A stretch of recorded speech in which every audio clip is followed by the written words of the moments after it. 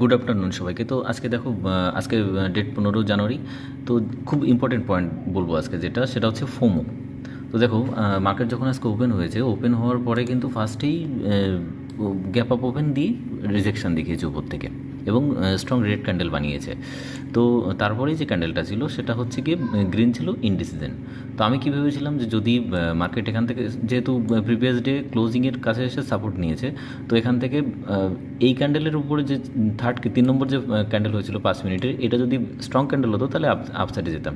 কিন্তু যেহেতু third candle আবার বেয়ারিশ হয়েছে, তো আমার উচিত ছিল এখানে এন্ট্রি নেওয়া। তো ঠিক এইখানটা আমার বাইরে একটা কাজ পড়ে যায়। আমি বাইরে যখন গেছিলাম, যাওয়ার পরে দেখো প্রিমিয়ামে কী হচ্ছে। প্রিমিয়ামে এই থার্ড ক্যান্ডেল এখানে কিন্তু পারফেক্ট এন্ট্রি ছিল। তো আমি যেহেতু বাইরে গেছি, আমি বাইরে থেকে এসে দেখছি তখন এই ক্যান্ডেল কমপ্লিট প্রায়, এবং এতটা মুভমেন্টাম হয়ে গেছে। তো আমার তখনই একটা কেমন অদ্ভুত লেগেছিলো। তারপরেই যখন পরের ক্যান্ডেলটা হলো এবং এই ক্যান্ডেলটা যখন ব্রেকআউট দিচ্ছে আপার সাইড, তখন আমি কী করলাম, এখানে কিন্তু আমার ফোমো কাজ করেছে, এবং ফোমো কাজ করেছে যার জন্য আমি এইখানেই এন্ট্রি নিয়ে নিয়েছি। আমি কিন্তু ক্যালকুলেশন করে নিয়েছি এত বড় এসএল হয়ে যাবে, সেটা কিন্তু একবারও ক্যালকুলেশন করে নিই, এখানে এন্ট্রি নিয়ে নিয়েছি, যেটা হচ্ছে গিয়ে একেই বলে ফোমো। তো যখন এন্ট্রি নিয়েছি, এন্ট্রি নিতে নিতেই কিন্তু ক্যান্ডেল পাম্প করে এই পর্যন্ত চলে গেছিলো অলরেডি। তো এখান থেকে কী হয়েছে, যখন পুল ব্যাক দিয়েছে, পুল ব্যাক দিলে অটোমেটিক্যালি লো অনেকটাই এসএল দেখাচ্ছে। তো আমাকে কী হয়েছে, তখন অটোমেটিক আমাকে পরের ক্যান্ডেলে আমাকে এক্সিট মারতে হয়েছে, এবং আমার বড় হিউজ লস হয়েছে, লস শো করেছে।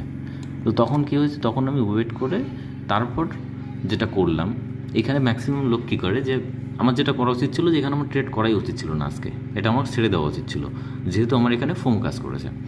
তো যাই হোক, এখানে লস হয়ে যাওয়ার পরে এরপর আমি যখন দেখলাম কল সাইডে মার্কেট সাস্টেন করছিল ডেলোতে, এবং যখন এই স্ট্রং ক্যান্ডেল বানিয়েছে, তখন এখানে কল সাইডে এন্ট্রি নিলাম।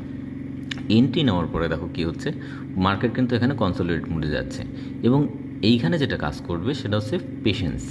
হ্যাঁ, পেশেন্স যেটা, এসএল যেটা, আমাদের এসএলে একদম ইনট্যাক্ট থাকতে হবে। দেখো, ভালো করে খেয়াল করলে দেখতে পারবে যে পুরো মার্কেট কিন্তু ডেলো থেকেই, এখান থেকেই রিজেকশন নিয়েছে। আমি যখন এন্ট্রি নিয়েছি, আমি কিন্তু এক্সিট মারিনি, ঠিক এখান থেকেই এন্ট্রি নিয়ে আবার পাম্প করেছে। তো এখানে যদি আমি এসএল বুক করে নিতাম, তাহলে কিন্তু আমার এখানেই লস দেখিয়ে দিত, কিন্তু আমি এখানে বুক করিনি, যেহেতু মার্কেট প্রত্যেকটা ট্রেডারের পেশেন্ট টেস্ট করে। তো তারপরে দেখো, এখান থেকে পাম্প করে যখন এই ক্যান্ডেল দিয়েছে, ডে হাই আমার টার্গেট ছিল, তখন আমি এখানে বুক করে নিয়েছি, এবং আমার যা লস হয়েছে সেটা রিকভার হয়ে গেছে। তো এটাই বলবো যে পেশেন্স আর ফোমো দুটোই আমাদের একদম ইনট্যাক্টভাবে লক্ষ্য করতে হবে। ফোমোতে আমরা এন্ট্রি নেব না, এবং আমাদের পেশেন্স মার্কেট থেকে খোয়ালে চলবে না, তাহলে আমরা লস করব। ওকে।